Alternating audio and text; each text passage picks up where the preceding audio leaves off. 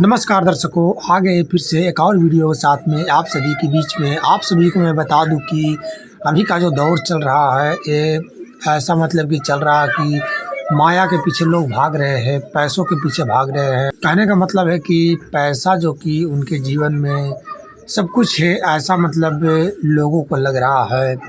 पर अगर ठंडे दिमाग से सोचा जाए तो आप बिल्कुल ही गलत सोचते हैं। इस तरह से सोचते हैं तो, और इस तरह की बात अगर अपने दिमाग में रखते हैं तो मनुष्य जन्म का जो मुख्य उद्देश्य होता है वो सतभक्ति करके मोक्ष प्राप्त करना होता है। श्रीमद् भगवद गीता अध्याय नंबर 18 के श्लोक नंबर 66 में भगवान स्वयं बोलते हैं उसमें कि कहते हैं कि सर्वधर्मान प्रत्यज माम एकम शरणम ब्रज अहम तवा सर्वे पापे भयो मा शुचः। वो कहते हैं कि सभी धर्मों सभी कर्मों को मुझ में त्याग कर केवल उस परमेश्वर की शरण में जाओ, उस परमात्मा से, उस परमेश्वर से, परम अक्षर ब्रह्म से कल्याण होने वाला है, न कि मेरे से। तो उन भगवानों को अगर कहना हम नहीं मानते हैं जो श्रीमद् भगवद गीता जी का ज्ञान बोला है, तो हम जो कि शास्त्र विरुद्ध साधना करते हैं। कहने का मतलब है कि शास्त्रों में जो वर्णित पूजा है उसी अनुसार से हमें भक्ति करनी चाहिए। जो शास्त्रों में पूजा विधि लिखा हुआ है, जो साधना करना चाहिए, किस तरह से हम लोगों को क्या करना चाहिए अध्यात्म के बारे में, ये हमारे लिए शास्त्रीय प्रमाण है। कहने का मतलब है कि जो व्यक्ति शास्त्र विधि को त्याग कर अपनी इच्छा से मनमाना आचरण करता है उसे न तो कोई सुख प्राप्त होता है और न कोई सिद्धि प्राप्त होता है। ये अध्याय नंबर 16 का श्लोक नंबर 23-24 का जो कि श्लोक है। इसके बारे में आइए सुनते हैं जगत गुरु तत्वदर्शी संत रामपाल जी महाराज जी के विचार। वृक्ष को आहार जड़ से मिलता है, मूल से मिलता है, और मूल से आहार तना में जाता है। तना अक्षर पुरुष ये परब्रह्म है। फिर उसके बाद डार में जाता है। डार ये क्षर पुरुष यानी ब्रह्म है, ज्योति निरंजन 21 ब्रह्मांड का स्वामी। और डार से फिर शाखाओं में जाता है और पात रूप संसार। देखिएगा एक चित्र वृक्ष का। ये एक वृक्ष है, पेड़ है। श्रीमद् भगवद गीता अध्याय नंबर 15 श्लोक 1 से 4 तक का विवरण है और 16 और 17 का इस चित्र से क्लियर हो जाता है। परमात्मा ने खुद कहा था, अक्षर पुरुष एक पेड़ है, निरंजन वा की डार और तीनों देवा शाखा है, पात रूप संसार। अब यहाँ जड़ से आहार चलता है, जड़ से तना में आता है। ये तना कौन है? तना ये अक्षर पुरुष अर्थात परब्रह्म है। और इससे एक मोटी डार निकली। ऐसी बहुत सी डार होती है वृक्ष पेड़ में, पर हम एक लेते हैं। परमात्मा के अंतर्गत असंख्यों ब्रह्मांड आते हैं। तो इससे क्षर पुरुष यानी इसको ब्रह्म बोलते हैं। और फिर ये तीनों देवा शाखा हैं, रजगुण ब्रह्मा, सतगुण विष्णु और तमगुण शिव जी, और पात रूप संसार।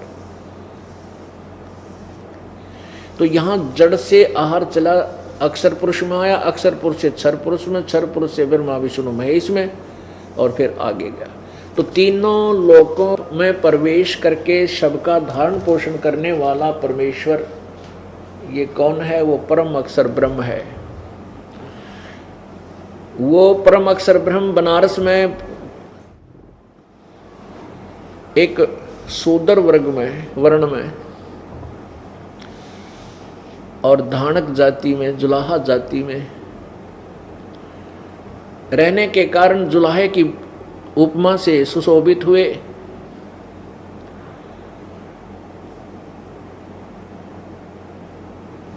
अब पुण्यात्माओं,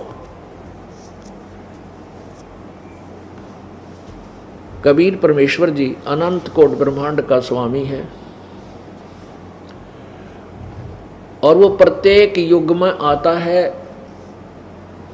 जब प्रत्येक युग में आते हैं प्रभु तो अपनी वही लीला करते हैं और उनकी उसी स्वरूप धारण करके आते हैं। कुछ समय के लिए संसार में रहते हैं, एक मनुष्य जैसा जीवन जी करके अपने तत्व ज्ञान का प्रचार करते हैं, जिस कारण से वो कबीर परमेश्वर प्रसिद्ध कवि की उपमा भी प्राप्त करता है। उसको कवि कहने लग जाते हैं। ये भी वेदों में प्रमाण है कि वो परमात्मा जो पृथ्वी पर आता है उसकी ये पहचान है।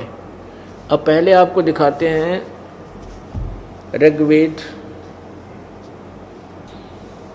ऋग्वेद मंडल नंबर 9 और 10 से इकट्ठा इन्होंने जिल्द है, अनुवादित है। ऋग्वेद ये कहाँ से प्रकाशित है? प्रकाशक हैं सर्वदेशीय कार्य प्रतिनिधि सभा, महर्षि सिद्धांत भवन, रामलीला मैदान, नई दिल्ली। ऋग्वेद आर्य भाषा भाष्य, महर्षि सिद्धांत सरस्वती कृत। मुद्रक Prince offset printers 1510 Pataudi house, Daryaganj, नई दिल्ली। इसमें देखिएगा ऋग्वेद मंडल नंबर 9 सूक्त नंबर 1 मंत्र नंबर 9।